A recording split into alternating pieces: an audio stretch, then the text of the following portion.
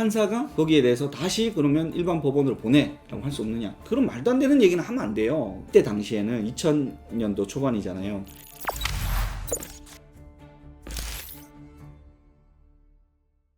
구독, 좋아요, 알림 설정 좀 해줘요. 사건 안 맡기셔도 알림 설정이라도 해달라고. 네, 그거는 뭐 아니 사건을 맡겨야 돼. 네. 못 알고 있는 거지. 이 사건에서 욕을 먹는 건 경찰하고 재판장만. 아니 검사가 글로 보냈잖아 이미. 댓글이 하도 많이 달려가지고. 예, 제가 이거를 재촬영을 좀 이제 요청을 했는데 정정할 부분도 좀 있고 네. 그리고 이제 제가 보면 그렇게 얘기하긴 했는데 네. 좀 본지와 약간 다르게. 네. 저희 본편을 보시면은 네, 검사도 어쩔 수 없었다. 그렇죠. 근데 이게 나오거든요. 네. 근데 이제 쇼츠만 보니까 네.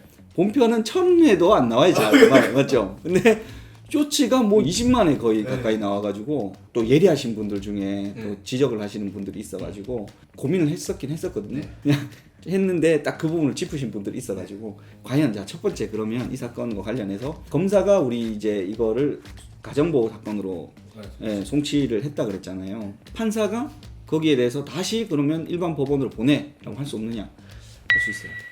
네, 그게 이제 가정폭력 범죄 등에 관한 특례법 여기 보면 37조에 따라서 그냥 처분하지 않겠다라는 결정을 하면 이게 다시 검사한테 돌아가게 되고 그럼 검사는 그 사유를 불처분하는 이유에 대해서 판사는 이거는 가정보호 사건으로 하기에 적절하지 않고 좀 사건이 중하다든지 뭐 해서 이거는 여기서 할 사안이 아니다라고 검사한테 하면은 검사 다시 가요.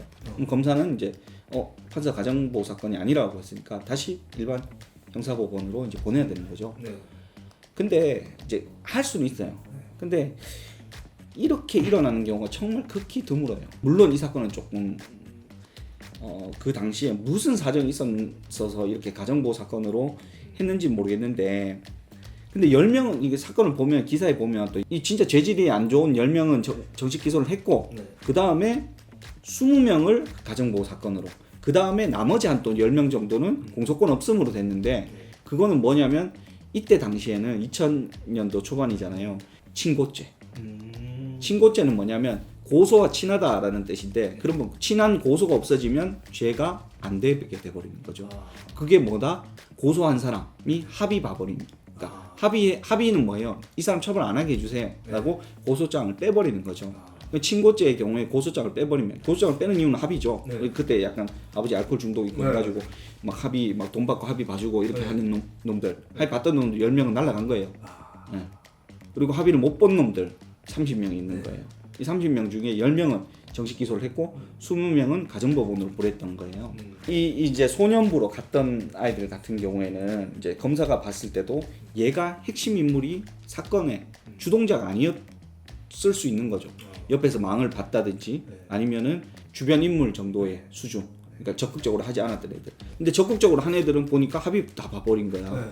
합의 봐버려서 그러니까 어떻게 2000년대 초반에는 친고죄라니까요. 그러면 이 강간죄는 합의를 봐버리면 전부 다 죄가 아예 공소권 없음으로 날아가 버려요.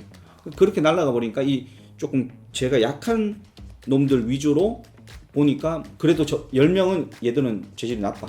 정식 기소했고 형사법원 보냈고 나머지 20명은 소년부로 보냈고 가정법원. 그러니까 그 판사님 보기에는 그래 얘들은 완전 주류는 아니야. 이렇게 해서 그렇게 이제 가정보호 사건으로 처리를 했겠죠. 그러니까 무조건 우리가 제대로 된 사실관계를 모르면서 한쪽을 무조건 비난하는 거는 조금 문제는 있다. 저도 그 영상에서 뭐 전체적으로는 끝에서 얘기는 했지만 조금 과할 수 있었던 표현이 뭐 있었다면 그거는 조금 정정을 해야 될 것 같고 그 다음에 다만 저는 좀 아쉬운 건 있어요. 만약 이 정도로 중한 사건이었으면 물론 그때는 좀 여러 가지 인식이든 뭐 이 사건에 대해서 저도 다 모르면서 함부로 말은 할 수 없지만 이렇게 한 40명 정도에 연관돼서 이게 속된 말로 릴레이식 강간을 한 미친 새끼들인데 이것들은 어떻게 보면 이제 특수강간이라든지 특수가 들어가 버리면 2명 이상이서 한 거기 때문에 그러면 합의를 봐도 이거는 처벌이 되거든요.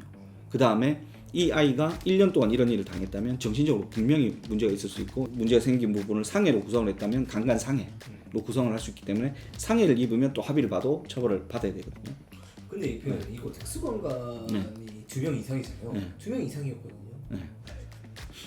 이때 당시 왜냐면 어쨌든 대부분의 지금 사건을 보면 망보는 애가 있고 약간 그런 그건 특수관관 맞죠? 네. 특수관관인데 어떤 놈은 혼자서 한 놈도 있고 네. 망봐서 여러 놈이 한 놈도 있고 그러니까 여러 놈이 했던 놈들은 특수관관으로 해가지고 합의를 봐도 네. 그러면 합의를 봤으니까 소년부로 보냈을 수도 있겠죠. 그래도 합의를 봤으니까 합의를 봐서 처벌은 시켜야 되는데 그래도 합의 봤으니까 소년부로 보내는 거. 소년부가 그러니까 가정보호 사건으로 보내는 거. 나름대로 검사도 열심히 생각을 하고 고민을 하고 했을 거예요. 예. 그런 것들이 좀 있긴 있는데 돌아와서 생각해 보니 돌아와서 2000년대 사건을 2024년에 와서 이제 생각을 해보니까 조금 이제 그때 수사 방식이라든지 어떻게 보면은 너무 좀 우리가 좀 더 세심하게 다루었어야 될 사건이 너무 주먹구구식으로 갔던 게 아닌가라는 좀 아쉬움이 남는 굉장히 그런 사건이죠. 그래서 이 사건을 바탕으로 우리가 조금 생각해 볼 때 저는 그거는 진짜로 뭐 그거에 반론이 있으면 반론을 제기를 해도 되고 한데 그렇다고 이런 반론은 안 돼요. 뭐 합의를 왜 보냐? 성범죄는 합의를 절대 그런 말도 안 되는 얘기는 하면 안 돼요. 그거는 있을 수 없는 얘기예요. 자본주의 사회에서 합의를 보고 말고도 그 사람의 자유예요. 예. 합의를 절대 보지 못하게 하자.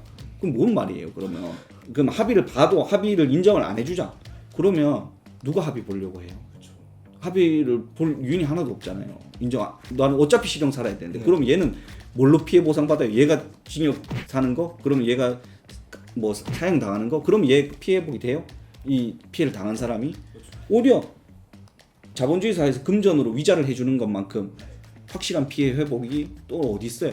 대신 그걸 본인이 원할 때 해줘야 되는 거죠. 그래서 저는 이게 미성년자라면 성년이 됐을 때 합의를 보게끔 제도 개선을 해야 된다. 그럼 거기에 대해서 또 많은 반박이 일어날 수 있거든요. 그렇지만 살아라 이거죠. 미성년자한테는 이게 13살이었으면 7년 들어가 살아라는 거예요. 그런 부분을 개선을 해야 되지 않나라고 생각을 합니다. 이거 법정 대리인이 대신 합의를 보게 하는 거 이 제도 진짜 저는 문제가 있다고 생각해요. 특히 이런 중한 범죄와 관련돼서는 그냥 단순 민사 사건은 다른 문제지만 이러한 성범죄라든지 살인, 강도, 강간 뭐 이런 종류의 여러 가지 행위에 있어서 미성년자라고 해서 법정 대리인이 대신 합의를 봐주는 제도는 반드시 뜯어 고쳐야 된다고 생각합니다. 그리고 여러분 쇼츠를 보시고 물론 시간이 바쁘시겠지만 본편을 좀 보시면 더 이게 정확한 얘기들이 들어 있습니다. 네, 이상입니다.